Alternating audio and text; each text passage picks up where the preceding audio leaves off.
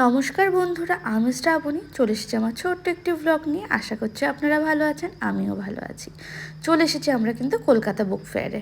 প্রতি বছরের মতো সুন্দর করে আবারও আমাদের এই মেলা, বইয়ের মেলা, চলে এসেছি আমরা সেই বইয়ের মেলা, কলকাতা বুক ফেয়ার, কলকাতা বই মেলা। আজ সরস্বতী পুজো, কিন্তু এখানে ভিড় দেখুন। এটা হচ্ছে জার্মানি একটা বুক স্টল, আর এই পাশ দিয়ে আছে বেশ কিছু দেশের বুক স্টল। আর আনন্দর সামনে একটু ভিড়টা দেখুন, প্রত্যেকটা স্টলে ঢোকার মুখে অন্তত প্রচুর লাইন ক্রস করে তারপরে যেতে হচ্ছে। একে একে আমরা গেলাম আনন্দ, তারপরে পত্রভারতী, বেশ অনেকক্ষণ এসেছি। একটু মিষ্টি খাওয়ার জন্য দাঁড়িয়ে পড়লাম কিন্তু বাংলার দইয়ে। তারপর সেখান থেকে চলে আসলাম এই ড্রাই ফ্রুটের দোকানটাতে। প্রতিবার এখান থেকে ড্রাই ফ্রুট নিয়ে যাই, কাশ্মীর থেকে আসে এই দাদারা, এবং এতে ড্রাই ফ্রুটগুলো সত্যি খুব সুন্দর হয়, তবে তুলনামূলক দামটাও কিন্তু বেশ বড়। কলকাতা বই মেলা বাঙালিদের কাছে কিন্তু একটা ঐতিহ্যই বটে।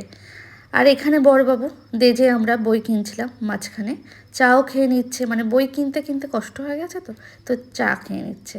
তারপরে চলে আসলাম এই বাংলার ঘরে। বাদিকে সুন্দর করে এখানে অনুষ্ঠান চলছে, চলুন একটু ভিতরটা যাই। এখানটা এত সুন্দর করে সাজানো হয়েছে, কুটিরটি এত ভালো লাগছে।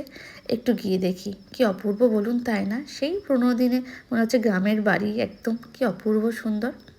তারপরে চলে আসলাম এই নলিনচন্দ্র বুক ফেয়ার, মানে নলিনচন্দ্রে তো আসতেই হবে বলুন। বই কেনার সাথে সাথে খাওয়া দাওয়াটা না করলে কি চলে? তো এখান থেকে বেশ কিছু খাওয়া দাওয়া আমরা করেও নি। রাত এখন 7:30 মতো বাজে, চলুন এবার বাড়ি ফিরতে হবে, তাই দুজনে একটু ফ্রেমবন্দি করে নিলাম নিজেদেরকে।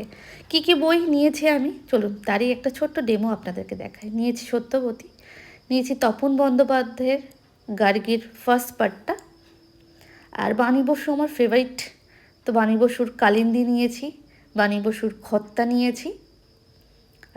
অ্যাকচুয়ালি এগুলো মহাভারতের সিরিজ, যেগুলোর প্রত্যেকটা আলাদা আলাদা চরিত্রগুলো বাণী বসু খুব সুন্দর করে তুলে ধরেছে। বাণী বসুর ক্ষত্রবধূ, বাণী বসুর কৃষ্ণ। আর এখানে আছে নতুন একটা বই পেলাম, খুব ভালো লাগলো জিনিসটা, সেটা হচ্ছে সুর্পনাখা, তার উপরেও। চলুন আমার এই ছোট্ট ব্লগ আপনাদের কেমন লাগলো কমেন্টে জানাতে একদম ভুলবেন।